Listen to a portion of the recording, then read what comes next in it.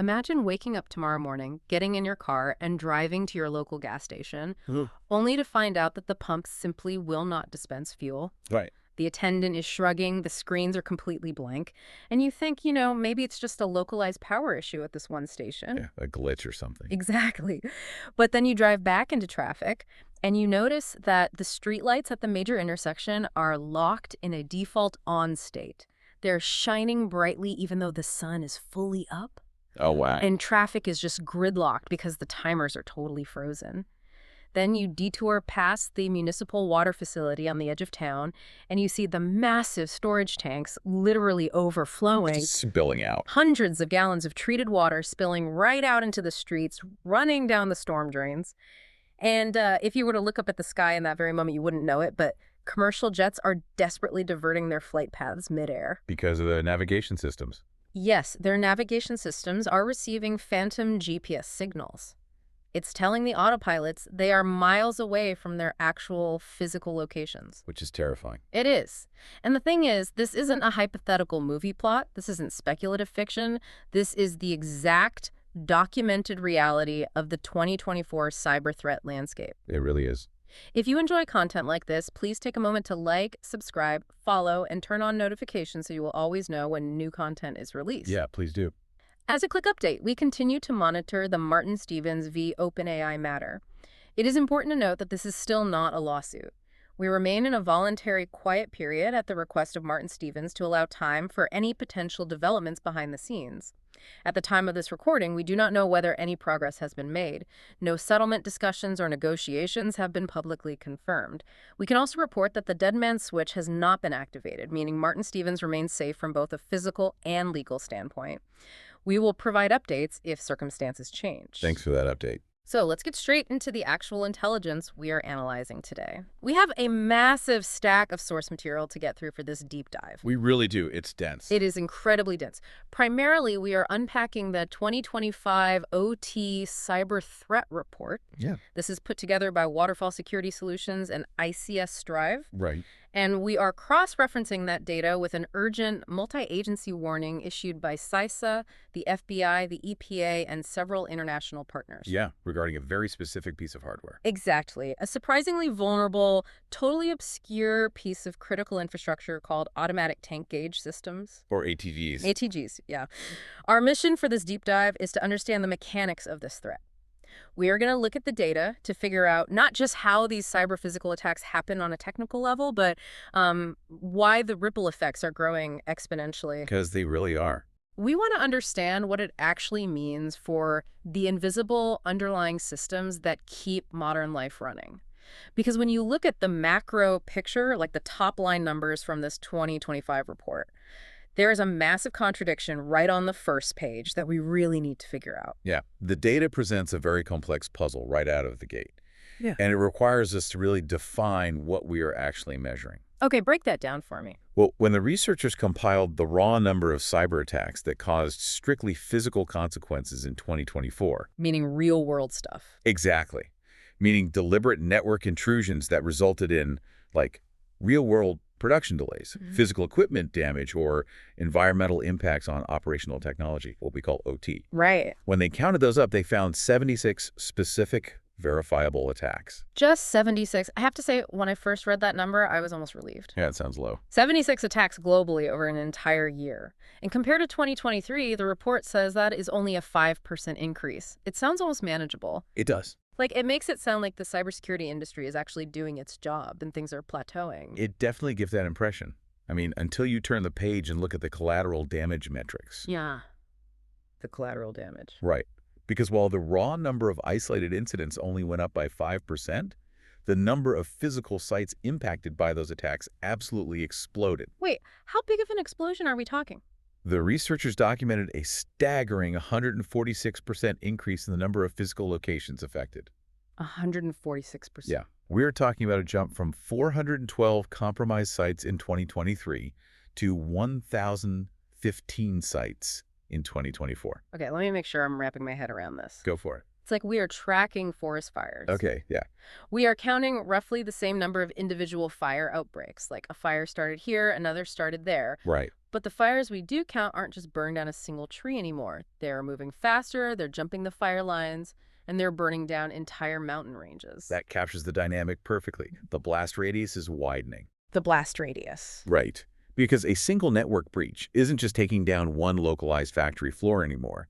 It's cascading through supply chains and taking down dozens, sometimes hundreds, of dispersed locations simultaneously. Oh, wow. And there is another metric from the report that explains why this blast radius is growing so much, and that's the speed of execution. The speed the hackers are moving. Exactly. The average time between a ransomware criminal gaining initial network access, maybe through like a phishing email or a compromised password, and the actual encryption of the network starting is now a mere 16 hours. 16 hours. That completely breaks the traditional incident response timeline. It shatters it. If a hacker breaches your system on a Friday evening after the IT team has gone home for the weekend. Which is when they love to strike, by the way. Right. By Saturday morning, your entire global operation could be encrypted and physically paralyzed. Yeah, and half of the attacks documented are even faster than that. Really? Less Yeah. than 16 hours. Oh, yeah. The time attackers spend quietly poking around before striking is shrinking dramatically. But we need to circle back to your forest fire analogy, Okay. because there is another structural reason why we might be seeing a flattening of the raw incident numbers while the physical damage goes off the charts. Okay. What's that? We have to talk about something the report defines as the SEC factor. Yes. This stood out to me in the notes because it bridges cybersecurity with corporate finance. It really does. How do the regulations of the U.S. Securities and Exchange Commission impact threat intelligence? So in late 2023, the SEC started actively enforcing new rules. These rules require publicly traded businesses to disclose material cybersecurity incidents to the public and investors. And they have to do it fast, right? Yes, within 4 business days. But the key word there is material. Exactly. Who defines what is material? That is the crux of the entire issue. Because a material incident is legally defined as an event that a reasonable investor would consider important when making a decision to buy, sell, or value shares in that company. Oh, I see. It's an economic threshold, not a technical one. Right. So I see where this is going. If a hack is devastating to the IT department, but it doesn't demonstrably move the needle on the company's quarterly revenue, the lawyers can argue it's not material. You've hit the nail on the head. This regulation has created a fascinating paradox. How so? Well, because the SEC is strictly enforcing this, they're even threatening to prosecute chief information security officers for failing to disclose properly. Wow. Prosecuting the CISOs. Yeah.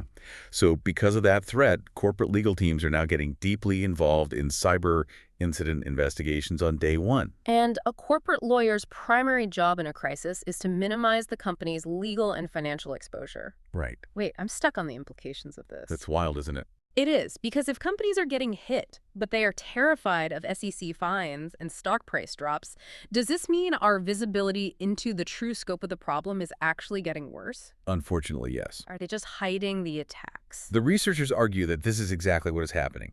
If an incident does not strictly meet that very high legal threshold of material, legal teams are locking down public reporting entirely. Wow. Prior to these rules, a company might issue a press release about a minor OT disruption just to, maintain good public relations or explain a temporary product shortage. Right, like, hey, our system is down for a couple days, please be patient. Exactly. But now, they are remaining completely silent to avoid triggering an SEC investigation. Yeah. They are limiting public disclosures to only what is absolutely legally compelled. That completely skews the data. It does. The 76 attacks they documented aren't the total number of attacks. They're just the ones that were so catastrophically bad or so deeply public that the corporate lawyers couldn't legally hide them. Yes. We are likely seeing a vast underreporting of non-material incidents. The public data available to researchers and intelligence agencies is shrinking. While the actual severity and frequency of the threats on the ground are skyrocketing. Exactly. The real number of cyber-physical attacks is certainly much, much higher than 76. That is an incredibly sobering reality for anyone listening right now. It really is. Because we need to continually remind ourselves that when we discuss operational technology, we aren't talking about losing access to a customer database or having internal emails leak. No. We are talking about tangible reality being manipulated by remote code. We are talking about the physical systems that sort our packages, blend our pharmaceuticals, and manage our power grids. The stuff that keeps society functioning. Exactly, which brings us to a critical question. Who is actually launching these attacks? Like, who is writing this code? Well, the profile of the threat actors is shifting, and the motivations are bifurcating. Bifurcating how? Historically, and this is still true today, the vast majority of these incidents are driven by ransomware. Roughly 87% of identifiable attacks in 2024. 87%, okay. Yeah. These are organized criminal syndicates, largely motivated by immense financial gain. They want to encrypt systems, steal data, and extort the victims for millions of dollars in cryptocurrency. So for a ransomware gang, physical damage to a factory or a pipeline isn't the actual goal, it's just leverage. That's a crucial distinction. They don't necessarily want to cause an environmental disaster or permanently destroy a shipping port. Right. They just know that shutting down a physical operation puts immense, excruciating daily pressure on the victim to pay the ransom quickly. Because every hour the factory's down, they're losing millions. Exactly. The physical disruption is a highly effective byproduct of their extortion scheme.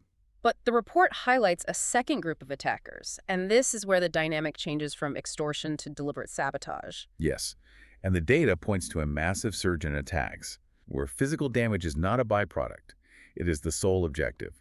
The intelligence indicates that nation-state and hacktivist attacks with deliberate physical consequences tripled in 2024 compared to the previous year. Tripled. That is a massive escalation in a single year. It really is unprecedented. And the sources point out that this spike isn't happening in a vacuum. It is being driven primarily by three major geopolitical conflicts dominating the global stage right now. Yeah, the data maps very clearly to real-world kinetic conflicts. Laura? The researchers see direct correlations between cyber-physical attack spikes and the Russo-Ukrainian war. Also, the Israel-Hamas conflict, specifically involving various Iranian proxy groups. Okay. And finally, the broader, more systemic gray zone conflict between Western democracies and China. Now, I want to pause here for a second and explicitly state something to you, the listener. In this deep dive, we are analyzing the data provided by these intelligence agencies and the source report completely impartially. We are purely seeking to understand the mechanics of the threats and the data as it is presented. We are not taking any political sides, nor are we endorsing the geopolitical viewpoints or foreign policy objectives of the original sources. Right. Our goal is strictly to break down the reality of the cyber landscape as it is being reported by cybersecurity experts. And looking at that landscape purely through the lens of tactics and mechanics, one of the most prominent trends we are seeing is the concept of state actors masquerading as independent hacktivists. Okay, help me understand the mechanics of that. Sure. A government military unit will carry out an attack on another country's infrastructure, but instead of taking credit, they release a statement on Telegram or the dark web claiming to be a grassroots group of patriotic citizen hackers. That is the exact playbook. It is a highly effective strategy for maintaining plausible deniability. I see. And we saw a very clear, documented example of this tactic targeting the North American water and wastewater sector throughout 2024. The water sector. Yeah. The data logs 7 highly consequential attacks or near misses on municipal water utilities. And 5 of those 7 attacks were attributed to a group notorious for hacking Ukraine's power grid years ago. Who is that? A Russian military intelligence unit known as Sandworm. They are technically GRU Unit 74455. But they didn't wave the sandworm flag when they attacked the U.S. water systems. No, not at all. They operated behind a completely fabricated alias. They called themselves the Cyber Army of Russia Reborn, or KRR. KRR, okay. They presented themselves online as independent hacktivists acting out of ideological motivation. That was a front. Exactly. Subsequent analysis by Western intelligence agencies dissected the malware, the infrastructure used, and the operational patterns. And they published detailed reports linking the KR alias directly back to the Sandworm state actor group. And what was the actual physical outcome of these attacks? Because this wasn't just espionage, right? They weren't just poking around looking for blueprints. No, they caused deliberate physical consequences. Give me an example. Well, In one highly publicized incident in January 2024, they targeted the municipal water systems in a small town called Muleshoe, Texas. Eel shoe. Yeah. They breached the operational control network and successfully manipulated the human-machine interfaces. The digital control panels the engineers use. Right. They altered the set points, causing the municipal water tanks to overflow. They dumped treated water into the streets for more than 30 minutes before local operators could regain manual control. Which brings us right back to the scenario I brought up at the very beginning of the deep dive. Exactly. A remote attacker sitting at a keyboard thousands of miles away, causing thousands of gallons of physical water to spill out of a tank in Texas. It's completely wild. The obvious question is, how are they getting the access to do this? Right. And this leads us directly into the urgent joint warning from CISA, the FBI, and the EPA about automatic tank gauges. Yes. The automatic tank gauge, or ATG system. Based on the intelligence reports, this is currently one of the most critical and widely exposed vulnerabilities across domestic infrastructure. I have to admit, before digging into this research, I had never even heard the term automatic tank gauge. Most people have it. It sounds like something incredibly mundane. What exactly is an ATG mechanically? Mechanically, an automatic tank gauge is a highly specialized piece of industrial equipment. It's used to monitor liquids stored in bulk underground or above-ground tanks. Okay. And they are ubiquitous. You find them in the energy sector, monitoring aviation fuel at airports. You find them in agriculture, monitoring liquid fertilizers and irrigation reserves, at commercial trucking depots, and of course, beneath every standard gas station. So how do they actually work? Physically, they usually consist of a long probe dropped directly into the fluid. Like a dipstick? Yeah, exactly like a high-tech dipstick. They use technologies like magnet-destructive sensors or floats to remotely measure the exact level of the fuel. Wait, magneto what? Magnet-destructive. It's just a type of highly accurate sensor. Got it. Okay. So it measures the level, it calculates the overall liquid volume, and it monitors the ambient temperature of the fluid. Which is important for fuel, obviously. Very important.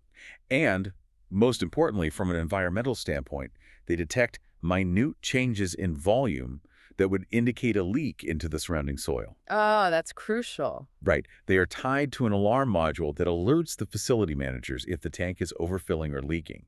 So they are basically the central nervous system for these massive, dangerous, and expensive vats of liquid. Yes.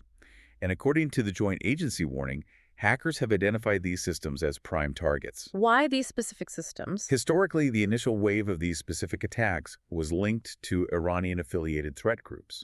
This dates back to the escalating tensions in the 2023's Gaza war. Okay. What the hackers are doing once they gain access is executing administrative commands to disable the leak detection alarms. They alter the volume calibration or completely obscure the monitoring data. Blinding the operators to the physical reality of the liquids they are managing. Exactly. They make it so that people on the ground have no idea what's happening inside those tanks. But here is the part of a report that I had to read twice just to make sure I wasn't misunderstanding the technical jargon. Yeah, this part is staggering. The reason these hackers are able to access these vital industrial control devices is that many of them are exposed directly to the public internet. Yes. And they are completely password-free. No authentication whatsoever. I mean, there is no firewall, there is no password prompt. You just type in an IP address and you are looking at the control panel for a municipal fuel supply. It is a shocking vulnerability. And it stems from a massive collision between legacy engineering and modern IT demands. I just can't wrap my head around the negligence of that. It sounds insane, I know. It feels like installing a state-of-the-art bank vault with a 3-foot-thick titanium door. But the bank manager didn't want to walk downstairs to check the temperature of the vault, so they drilled a hole in the wall, stuck a baby monitor inside, and broadcast the feed on an open public radio frequency for anyone to listen to. That's a great analogy. Why on earth wouldn't they just disconnect these legacy systems from the internet once they realize the danger? Because the business model of modern logistics demands it. Demands that they stay connected. Yes. See, you are thinking like a security engineer looking for a closed system. But you have to look at it from the perspective of a logistics coordinator or a chief financial officer. Okay, put me in their shoes. Many of these OT devices, these tank gauges, were designed decades ago. long before ubiquitous internet connectivity was standard practice. Right. They were designed to be manipulated by an engineer physically standing in front of the console with a clipboard. Okay. They weren't designed to withstand a brute force attack from a global network of sophisticated threat actors. But they got connected anyway. Yes. Over time, the demand for efficiency took over. If you own a chain of 50 gas stations, you don't want to pay an employee to drive to every single location, every single day, to physically measure the fuel levels. Just to know when to dispatch a supply truck. Exactly. You want a centralized dashboard in your corporate office. Sure, that makes business sense. So third-party vendors came in and hooked these legacy, unauthenticated serial devices up to the internet, often using cellular modems or basic Wi-Fi bridges. And they frequently did this without realizing or caring that they were exposing an unprotected administrative port to the entire global internet. That's exactly what happened. So it's a prioritization of extreme convenience over basic security. Yes, 100%. Think about the physical implications of this as you go about your day. I mean, think about your local gas station with those massive 10,000-gallon underground tanks. Right. Think about the municipal water supply system. Think about the massive fuel depots supporting the trucks that deliver groceries to your local supermarket. It's everywhere. All of these physical realities rely on industrial fluids being safely, accurately, and continuously monitored by these ATG systems. And if an attacker disables the leak detection on an underground aviation fuel tank, and that tank starts slowly leaking into the local municipal groundwater. The environmental and human impact is catastrophic. Truly. And that devastating potential highlights the broader impact zone analyzed in the report. When we look at the industry sector data for 2024, it becomes very clear who is suffering the brunt of these cyber-physical attacks. Let's dig into those sector numbers because they are heavily skewed. They are. The report shows that the transportation sector accounted for 37% of all attacks resulting in physical consequences. Yeah. And when you combine transportation with discrete manufacturing, those two sectors alone make up a massive 69% of all attacks. It's a huge concentration. Regionally, the United States and Germany took the hardest hits, followed by Japan, the UK, and Canada. Right. Why are transportation and discrete manufacturing wearing such massive glowing bullseyes on their backs? It comes down to the fundamental nature of modern industrial business models. Okay. Let's look at discrete manufacturing first. This is the production of distinct individual items: automobiles, smartphones, furniture, heavy machinery. Okay, as opposed to what? Yeah. As opposed to process manufacturing, which is blending continuous materials like chemicals or refining oil. Got it. So discrete manufacturing relies almost entirely on just-in-time logistics. Just in time, meaning that they hold almost zero inventory on site to save money on warehousing. Exactly. They want the steering wheel to arrive at the factory loading dock at the exact minute the car frame is rolling down the assembly line. Yes. The entire supply chain is a tightly choreographed, interconnected ballet of data. And the same principle applies to the transportation sector.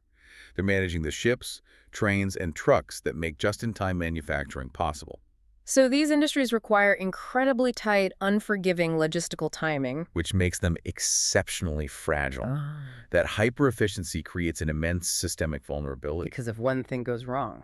Exactly. If a cyber attack halts a shipping port's crane management software or shuts down a supplier's cloud-based inventory routing system, that tightly wound logistical clock shatters instantly. The physical disruption is immediate. Immediate. A factory cannot build cars if the microchips are stuck in a container facility that doesn't know which truck to load them onto. And the revenue lost per hour for these disruptions is staggering. We're talking millions. And ransomware actors understand this economic pressure perfectly. They absolutely do. They target these specific sectors because the pressure on the corporate victim to pay the ransom to avoid catastrophic, compounding daily losses is incredibly high. Because they literally can't afford to wait. Right. They know the victim can't afford to spend 3 weeks rebuilding their servers from backups while their factories sit idle and their supply chain backs up into the ocean. Let's anchor this in reality. I want to spend some time looking at specific case studies from the source logs to really explore how these cascading effects play out mechanically in the real world. Okay, good idea. Let's start with the Rusta and Tito Every incident from January 2024. Yes, this incident is a textbook example of supply chain vulnerability and indirect physical consequence. Okay, set the scene. So Rusta is a massive discount retail chain, heavily reliant on physical logistics. They operate hundreds of stores across Sweden, Norway, Finland, and Germany. Big operation. Very big. But the critical detail here is that Rusta themselves didn't get hacked. No, their internal corporate networks were relatively secure. Instead, their Finnish cloud service provider, a massive IT hosting company called Taitoevry, was hit by a sophisticated ransomware gang known as Akira. Okay, I want to break down the mechanics of that. The cloud provider in Finland gets their servers encrypted. How does that mechanically stop a physical truck from delivering goods to a store in Germany? Well, Rusta relied on Taitoevry to host their centralized enterprise resource planning, or ERP, software. What does that software do? It is the digital brain that tracks warehouse inventory, processes point-of-sale data from the stores, and generates the routing manifest for the delivery trucks. Oh, I see. So when Akira encrypted Taitoevry servers, Rusta's ERP system vanished. They essentially went blind. So the physical goods were sitting in the warehouse, the physical trucks were sitting in the parking lot, but the workers had no way of knowing what box was supposed to go on what truck. Precisely. It crippled their physical logistics overnight. Rusta lost the ability to track inventory or replenish their stock. They couldn't fulfill complex orders. Wow. The digital outage cascaded into a physical reality that hit 200 different physical sites and materially impacted their global sales for more than 2 weeks. 2 weeks of global disruption. Yeah. The physical movement of consumer goods across multiple European countries ground to a complete halt simply because a cluster of cloud servers in Finland was locked down by a criminal gang. That perfectly illustrates the fragility. It really does. Now let's shift to the Kansas City Scout incident in the United States from April 2024. This one really highlights the public safety aspect of transportation attacks beyond just corporate financial loss. Yes, the KC Scout system. It is a massive, highly integrated bi-state traffic management system monitoring the sprawling Kansas City metropolitan area across both Missouri and Kansas. And they were targeted. Yes, they were targeted and successfully breached by the Playlay ransomware group. And the result of that breach wasn't just a loss of internal HR data or payroll records. The physical infrastructure of the highways went completely blind. Completely blind. Let's talk about the architecture of a system like that. How does a ransomware attack blind a highway? Well, highway management systems like KC Scout rely on a vast network of physical sensors, traffic cameras, and variable message signs. Those massive digital billboards over the interstate. Exactly. And all of that hardware is connected back to a central IT control room, often via miles of fiber optic cables. Okay. When the Play ransomware group compromised the central IT infrastructure, they severed the digital connection to the physical edge devices. So the digital road signs that authorities use to display real-time emergency information went completely dark. Dark or entirely unresponsive. Yeah. Automated lane closure alerts failed.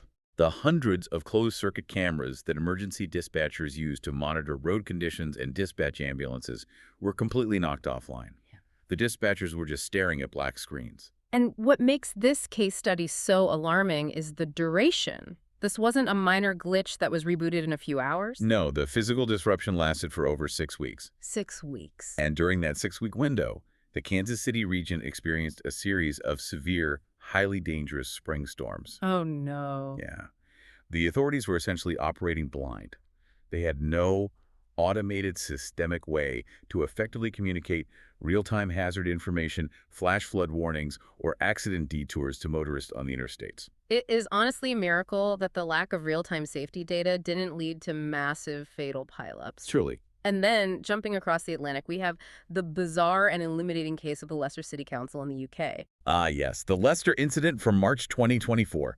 This is a perfect illustration of how digital administrative systems are tethered to physical infrastructure in ways that engineers rarely anticipate when designing these networks. Let's walk through it. Okay. The city council suffers a cyber attack, and to contain it, they shut down their IT systems. But how does shutting down the server that handles, parking tickets and municipal emails affect the physical streetlights? It comes down to the Central Management System, or CMS, used for modern smart city infrastructure. Okay. Leicester had upgraded their streetlights to be digitally controllable for energy efficiency. Sounds like a good idea in theory. In theory, yes. The streetlights ping a central IT server to receive their schedule, when to turn on, when to dim, when to turn off, based on sunrise data. Right. When the city council suffered the attack, they pulled the plug on their entire IT environment to stop the malware from spreading laterally. They hit the kill switch on their own network. Yes. But by killing the central IT server, The streetlights could no longer receive their daily instructions. Oh, I see where this is going. Now, from an engineering perspective, if a streetlight loses communication, the fail-safe cannot be to stay dark. That is a massive public safety hazard. Right, you can't just plunge the city into darkness. Exactly. So the hardware is programmed with a default fail-safe. If you can't reach the server, turn on and stay on. Which meant the physical streetlights were locked in the on position, burning electricity 24 hours a day. Yes, leaving the streetlights permanently illuminated for over 2 months while the city painstakingly rebuilt its IT infrastructure. That's bonkers. The physical world defaulted to an emergency state because the digital brain was severed. Which leads us organically into understanding the actual mechanics of these breaches. It really does. Because when you hear these stories, hackers overflowing water tanks, blinding traffic cameras, locking streetlights, the mental image is a hacker in a hoodie sitting at a terminal, typing furious lines of custom code directly into the traffic camera's operating system. Right, like something out of a movie.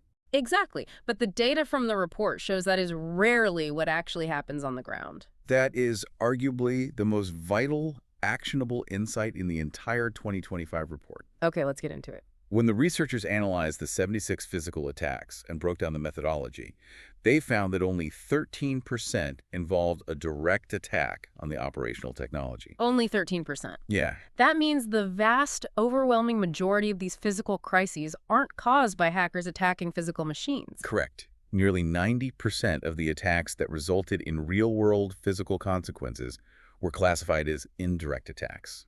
I want to spend some real time exploring this because the distinction is critical for how we actually defend these systems. It really is. If the hackers aren't attacking the physical machines directly, how are the factories and pipelines actually shutting down? The report categorizes these indirect methods, and we need to understand the mechanics behind them. We can break them down into a few major systemic failures. First, just to set the baseline, you have the rare direct attacks. The 13%. Right. This is when malware explicitly targets the OT control systems, like an engineering workstation, or a hacker gains remote access and manually sends malicious commands to a piece of physical machinery to sabotage it. Like the sandworm water tank attack we discussed earlier. Exactly. But as the data shows, this is rare, and it's almost exclusively the domain of highly resourced nation-states and sophisticated hacktivists. Okay, so that's the 13%. Now let's get into the massive bucket of indirect attacks, the primary one being IT dependencies. This scenario is increasingly common as manufacturing becomes digitized. In an IT dependency attack, the physical machinery on the factory floor is perfectly fine. It hasn't been hacked. No, it hasn't. But the machine requires continuous digital services from an IT server to function. Give me an example. Let's say you have a massive robotic stamping machine. Right. It needs to pull the latest CAD blueprints from a corporate engineering server for every new batch of parts. Okay, so if a ransomware gang locks down the corporate IT servers where those CAD files live? The physical machine on the factory floor stops working. Yeah. It physically halts, not because it's broken, but because it has been starved of the data it needs to operate. That makes perfect sense. Yeah. The next major indirect cause is what the report calls an abundance of caution shutdown. This one is fascinating to me because the physical disruption isn't caused by malware code, it's a human decision. Exactly. Imagine a scenario where the Security Operations Center detects that hackers have breached the corporate IT network. Okay. They see ransomware deploying on the HR servers and the email exchange. But the network architecture is murky, and the security team doesn't know for certain if the hackers have found a pathway down into the physical OT network that controls the factory floor. They are flying blind in the middle of a crisis. Right. So executive management makes a proactive, highly stressful decision. They hit the physical emergency stop button on the factory floor. They intentionally shut down the OT environment themselves. Yes. They do this to ensure the hackers absolutely cannot reach the physical safety systems, to prevent potential kinetic damage to the equipment, or sometimes simply to freeze the environment to preserve forensic evidence for the investigation. So the hackers didn't shut down the factory, the CEO did, out of an abundance of caution. Precisely. The next indirect vector is poor segmentation. And I have to push back on this one. Oh, really? Yeah, I read about these flat networks where everything is connected to everything else. Why are networks built like this in the first place? Wow. It seems incredibly stupid to have the corporate Wi-Fi that the receptionist uses sitting on the same network architecture as the robotic welding arm on the assembly line. It seems reckless today, I agree. But you have to understand the historical context of how these networks evolved. Okay, contextualize it for me. It wasn't considered stupid when these facilities were wired in 1998 or 2005. Back then, the network was just the network. The IT department's mandate was connectivity and efficiency. If a floor manager wanted to pull production logs from a programmable logic controller on the assembly line directly to his desktop computer in the front office, the IT team just connected them. They prioritized making things talk to each other over keeping things isolated. Yes, because building complex firewalls and isolated subnets requires highly specialized networking expertise, constant maintenance, and it creates friction for the users. Nobody likes friction. Exactly. So many legacy companies ended up with flat networks. There was no structural firewall separating the IP environment from the OT environment. Ah. So when a receptionist clicks a phishing email and ransomware infects her PC, it automatically and instantly spreads across the flat network, encrypting the engineering workstations controlling the physical machinery. An attack on IT is structurally identical to an attack on OT. Yes. And finally, we have third-party outages or supply chain attacks, which we've already covered with the Rusta and Taito Every Cloud example. Yeah. Your internal network might be a digital fortress, perfectly segmented and patched, but if your critical logistics vendor gets hacked, your physical operations still grind to a halt. Exactly. So, playing devil's advocate here. Go for it. If 90% of the physical shutdowns are technically caused by breaches that originate in the IT networks, shouldn't companies just dump their entire cybersecurity budget into building impenetrable IT firewalls? Right. Like, why worry about specialized OT security if the front door for the hackers is always the IT department? That is the exact argument many corporate executives make during budget meetings. But the cybersecurity experts authoring this report point out why that is a deeply flawed, incredibly dangerous interpretation of the data. Why is that a fallacy? Because IT networks are intrinsically fundamentally vulnerable by their very nature. What do you mean? By definition, an IT network has to be exposed to the outside world to function. Your employees need to receive email from unknown external domains. Clients need to access web portals. Operating systems need to constantly connect to external servers for updates. They have to touch the internet. Yes.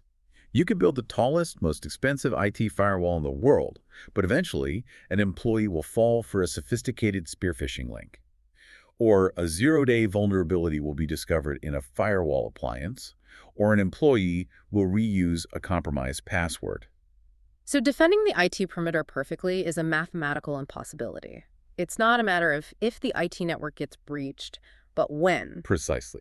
And that is the core difference. If an IT network goes down, you lose data, you lose time, you lose money. Right.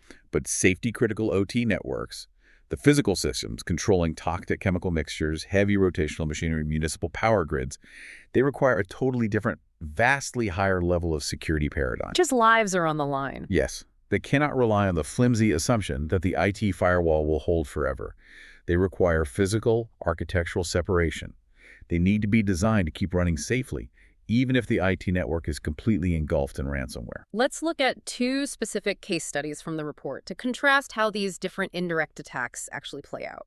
First, the International Paper incident at their Regalwood Mill in February 2024. Yeah, the International Paper incident is a classic illustration of the abundance of caution scenario paired with a supply chain breach. How did that unfold? The initial attacker gained access to International Paper's environment through a compromised third-party vendor.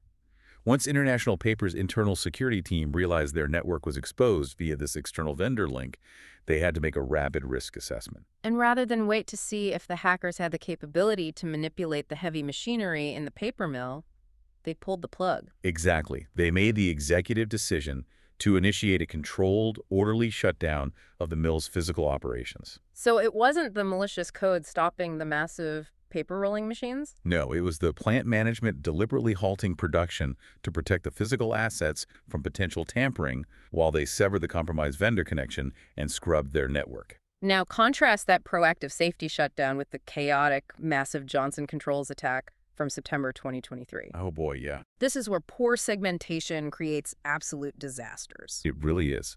Johnson Controls is a global giant. They manufacture and manage the building automation systems, HVAC controls, and physical security systems for massive facilities worldwide. Huge footprint. Massive. They suffered a devastating ransomware attack from a sophisticated group known as Dark Angels. And the key to this attack was the mechanism the hackers used to spread. What did they do? They deployed specialized ransomware designed specifically to exploit and spread through compromised Windows Active Directory servers. Let's explain what Active Directory is for those who aren't IT engineers. It's essentially the master keyring for the entire enterprise network, right? That's a great way to put it. Active Directory is the central database that manages all the user accounts, passwords, and permissions across the entire corporate network. If you control Active Directory, you control the network. Because Johnson Controls IT network was deeply, inextricably intertwined with the networks of their various subsidiaries and manufacturing divisions, a classic flat architecture, the ransomware spread rapidly and uncontrollably using those compromised master keys. And the physical consequences went way beyond just stopping assembly lines. It did. The encrypted servers crippled their manufacturing, but more critically, it degraded the physical security monitoring of their clients' facilities. And that's bad. It's very bad. And most alarmingly, because Johnson Controls manages highly sensitive building automation and security infrastructure for the U.S. federal government, the hackers were able to access and exfiltrate highly classified architectural schematics and security layouts for multiple Department of Homeland Security federal buildings. So a ransomware gang looking for a financial payout on the IT side inadvertently created a massive physical security crisis for the United States government. Simply because the networks weren't segmented. The corporate IT network and the federal building schematic database were functionally sitting in the same digital room. Yeah. That is the true terrifying danger of indirect attacks. It is. But we need to shift gears now. Okay. Because while 90% of these physical disruptions are indirect, that remaining 10%, the direct, deliberate attacks on physical machinery are evolving at a terrifying pace. They really are. We are seeing tactics that genuinely sound like science fiction. Let's delve into the most unique and mechanically complex methods of cyber-physical sabotage documented in the 2023 and 2024 data. If we look at the absolute bleeding edge of nation-state capabilities, the first development we have to dissect is a piece of malware known as Frosty Goop. Frosty Goop. I have to say, it sounds like a ridiculous cartoon character. I know, the names are always strange. But the mechanics behind it represent a fundamental shift in how cyber warfare is waged. It is incredibly destructive. Frosty Goop is a novel, highly specialized piece of malware discovered in 2024 by the industrial cybersecurity firm Dragos. Where was it used? In January 2024, during the freezing Ukrainian winter, a municipal heating utility in the city of Lviv was attacked. The attackers used Frosty Goop to remotely disconnect the district heating services to over 300 automated heating points, Leaving 600 residential homes without central heat and freezing temperatures for nearly 2 days. Yes. What makes Frosty Goop so technically terrifying compared to traditional malware? It comes down to the language it speaks. Frosty Goop is the first piece of malware ever observed in the wild that is capable of sending Modbus commands directly to ENC controllers. Okay, we need to translate that for the listener. Break down the mechanics. What is Modbus and what is an ENCO controller? Sure. Modbus is a very old, incredibly common industrial communication protocol. It was developed back in 1979. 1979. Okay. Think of it as the fundamental language that industrial computer systems use to talk to physical machinery. The problem with Modbus is that it was built for reliability, not security. It has absolutely zero built-in authentication. Meaning, if the machine hears a command spoken in Modbus, it obeys it blindly. It doesn't ask for a password or verify who sent the command. Exactly. It just assumes whoever is talking should be talking. And an ENCO controller is the specific piece of physical hardware, the digital brain attached to the pipe, that physically opens and closes the mechanical valves managing the flow of hot water in the district heating system. So how did attacks work before Frosty Goop? Prior to Frosty Goop, if an attacker wanted to manipulate those valves, they typically had to hack into the standard Windows engineering computer that ran the legitimate Modbus software. Oh, I see. Had to compromise the Windows machine, navigate the desktop, and trick the legitimate software into sending a bad command. Okay. And Frosty Goop. Frosty Goop bypassed the middleman entirely. The malware itself learned how to speak Modbus. It generated the raw industrial commands and sent them directly to the physical controllers, telling the valves to shut off. Wow. It attacked the physical nervous system of the plant, bypassing the IT brain. That is a massive leap in capability. It means standard IT defenses on the engineering computers are totally irrelevant if the malware can just shout commands directly at the pipes. Exactly. And there was a second element to Frosty Goop that made it nearly invisible, right? Yes, it's physical location. What do you mean? Typically, to execute an attack, the hacker has to find a way to install the malicious payload directly onto the victim's internal servers. Right, like downloading a file. But the operators behind Frosty Goop exploited a known vulnerability in internet-facing microtic routers used by the utility. The attackers hosted the actual malware on their own external command servers. Wait, their own servers? Yes, and they just routed the destructive Modbus commands through the victim's compromised router. So the malware never actually sat on the utility's internal hard drives? Never. Because the malicious code wasn't residing on the internal servers or the engineering workstations, it was incredibly difficult for the utility's standard antivirus software or endpoint detection systems to spot it. Because they were looking for a virus on their hard drives. Right. But the attack was just network traffic flowing through a compromised router. Wow.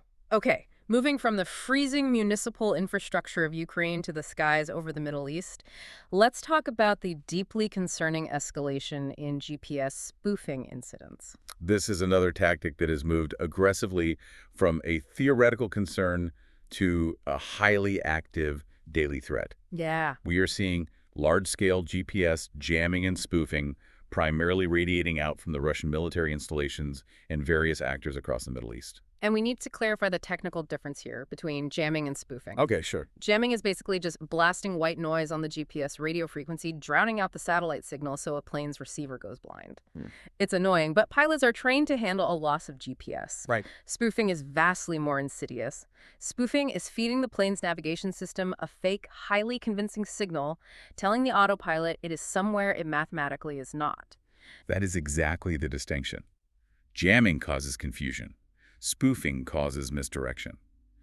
And in late 2023, the aviation industry documented a novel, highly sophisticated type of GPS spoofing attack that affected over 20 civilian and private jets flying over Iraqi airspace. What happened? The spoofing signals fed the aircraft's internal navigation computers false coordinates.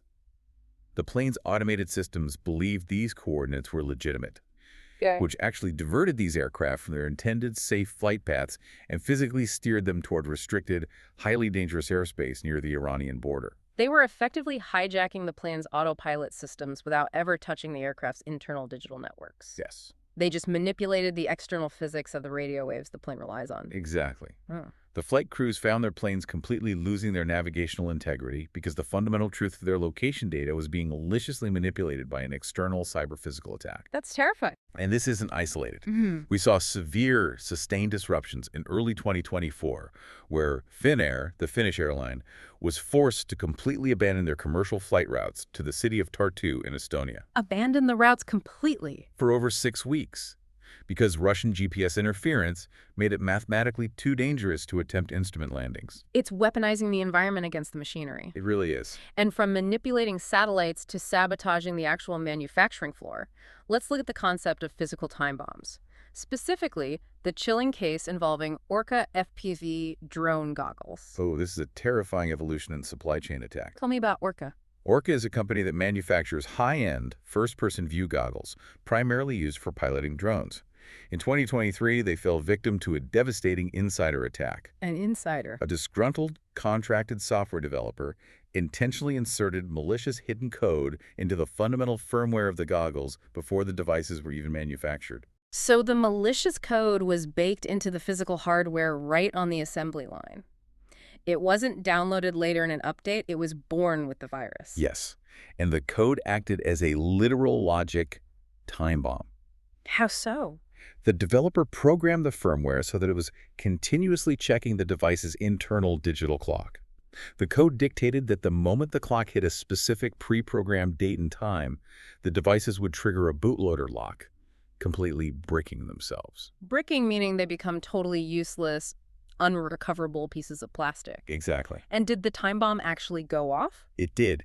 At the exact programmed moment, thousands of manufactured devices in the hands of consumers around the world simultaneously died. Wow. They refused to power on. And to make the extortion scheme worse, the bad actor then went online and offered a fake firmware fix to the panicked community, which was likely designed to extort the users for money or cause further secondary damage to their computers. It highlights the immense, almost unmitigated vulnerability of trusting third-party code embedded deep inside physical devices. It really does. Finally, let's touch on an incident that proves you don't always need complex firmware logic bombs or satellite spoofing to cause physical chaos.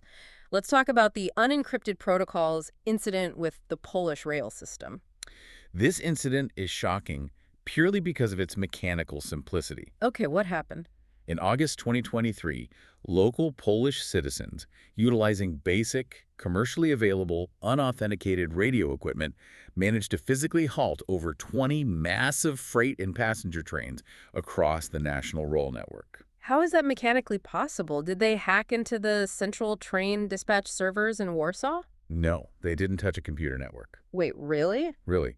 They simply broadcast a specific sequence of analog audio tones over a standard, unencrypted VHF 150 megahertz radio frequency. A standard radio frequency, like something you would broadcast on a handheld walkie-talkie. Essentially, yes. Anyone with a $30 Baofeng radio and a YouTube tutorial could theoretically do it. That's crazy. Why does the train system even allow that? The Polish rail system, like many legacy infrastructure systems globally, relies on an outdated analog safety mechanism called the radio stop system. Okay.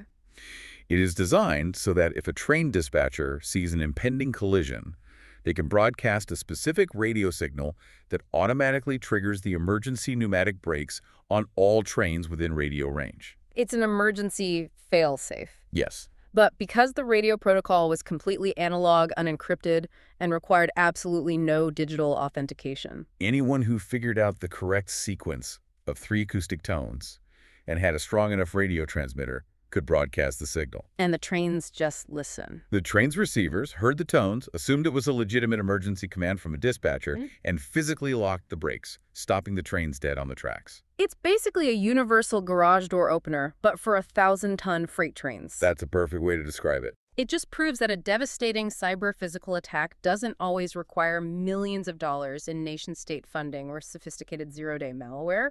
Sometimes it just requires exploiting a legacy system that was fundamentally built on trust rather than security. Absolutely. Which brings us to our final overarching theme, the future of defense. How is the cybersecurity industry and how are critical infrastructure operators responding to this rapidly escalating, wildly diverse threat landscape? Well, there is a fundamental philosophical shift happening right now in the underlying principles of operational technology security. What kind of shift? For decades, industrial risk assessments were based on a standard corporate matrix of impact versus likelihood. Executives would sit in the boardroom and say, yes, a hacker taking control of our chemical mixing valves and causing an explosion would have a catastrophic impact. But the likelihood of a hacker actually having the technical skill and desire to do that is statistically so small, we aren't going to spend millions of dollars to upgrade the defense. They were playing the odds. They were treating cyber attacks like lightning strikes. Exactly. But cybersecurity experts in federal agencies like CISA are aggressively moving away from that outdated statistical model. What are they moving to? They're shifting the terminology and the defensive posture from debating likelihood to preparing for credible threats. Let's define the difference. What makes something a credible threat versus a likelihood? The difference is acknowledging that the capabilities and the intentions of our adversaries have radically evolved. We are no longer guessing if they might want to attack. We know they are already inside the gates. The intelligence community is tracking a terrifying, pervasive trend known as living off the land, or lot hillel. I've seen this term a lot in the source material. What does living off the land actually mean on a technical level? It means that when sophisticated attackers breach a network, they intentionally do not download or install custom malware. Why not? Malware creates a digital signature that antivirus software can detect. Instead, they use the operating system's own built-in administrative tools, things like PowerShell, Windows management instrumentation, legitimate remote desktop protocols, to quietly navigate the network. So they blend in with the noise. They look like a regular IT administrator doing routine maintenance. Yes. They are nearly invisible to standard security software because they are using legitimate tools. And they are using this invisibility to meticulously pre-position themselves deep within the architecture of critical infrastructure. This is exactly what the FBI director, Christopher Wray, testified about before Congress earlier this year regarding the massive Chinese state-sponsored hacking campaigns known as Volt Typhoon and Salt Typhoon. Yes, that was a huge deal. He stated explicitly on the public record that the Chinese government is actively pre-positioning cyber operatives within American civilian critical infrastructure. Yes, they are. They aren't executing destructive attacks right now. They're just breaking in, mapping the networks, and waiting in the shadows. Waiting for what? They are quietly establishing deep, persistent access within the networks of municipal water utilities, regional power grids, oil pipelines, and major transportation hubs.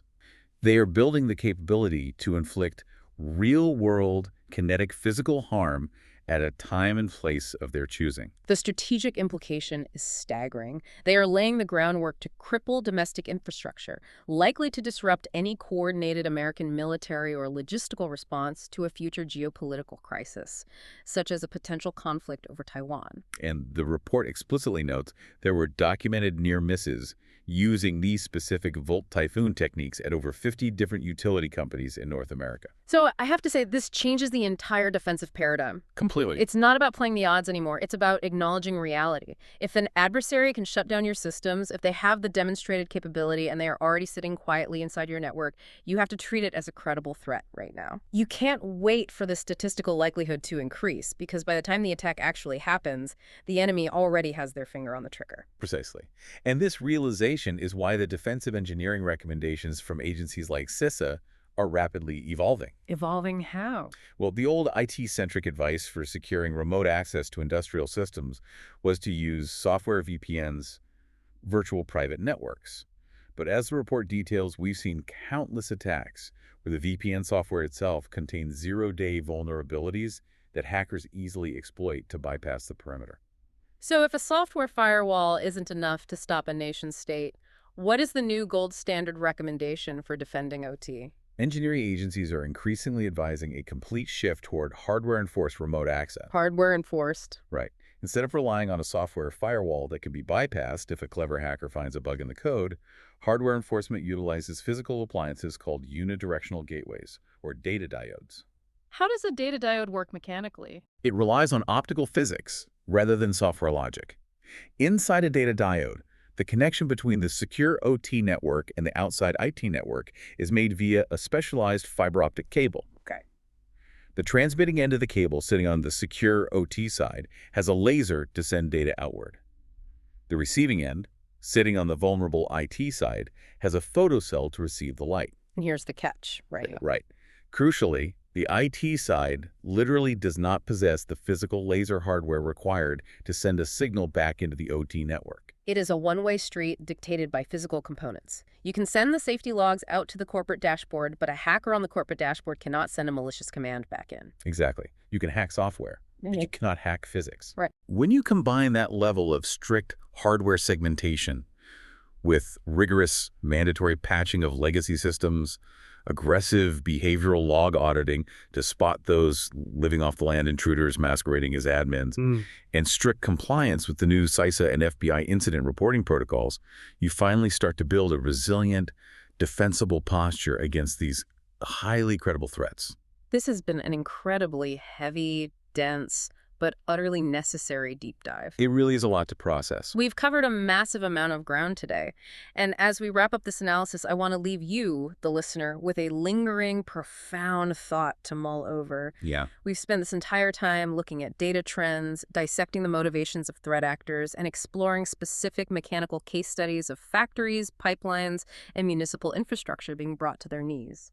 But the ultimate truth that emerges from all this intelligence is that the boundary line we used to draw between the digital world and the physical world, the idea that computers are over here and physical machinery is over there, that line simply no longer exists. It's completely gone. They have merged into a single, highly vulnerable reality. A few lines of malicious code sitting on a compromised microtic router halfway across the planet can physically overflow a municipal water tank in a small town in Texas. Yep. It can shut off the physical hot water valves for hundreds of families freezing in Ukraine.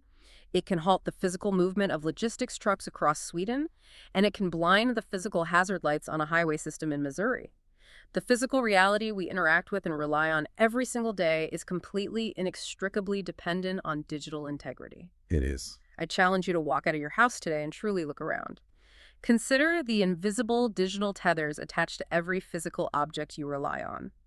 Think about the unauthenticated digital tank gauge at the corner gas station determining if there is fuel for your car.